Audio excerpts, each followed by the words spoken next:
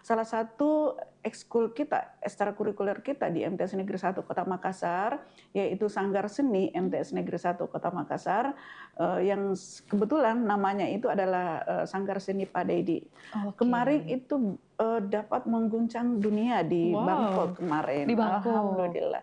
Itu tampil memukau dengan memperoleh penghargaan Best Performance. Oh, Tentu oke. ini capaian yang luar biasa dan Iya, iya. ini tak lepas dari dukungan pembinaan dari guru-guru yang ada di MTS Negeri 1 Kota Mhm, mhm, Makassar. mhm.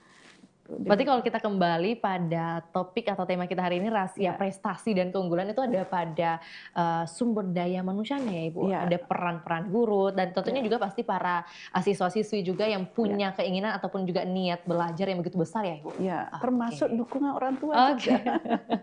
Termasuk dukungan orang tua itu Mhm, luar biasa mhm. untuk madrasah kita. Oke, Ya, dan itulah yang kemudian bisa membuahkan hasil gitu ya, Bu. membuahkan Iya, hasil betul. dari segi akademik ataupun juga non akademik seperti yang Mm-mm. disampaikan. Nah, yang menarik juga adalah walaupun mungkin, konsepnya adalah madrasah Ibu ya, tapi Ya, memang juga fokus pada, seni-seni ataupun juga ya, keahlian begitu.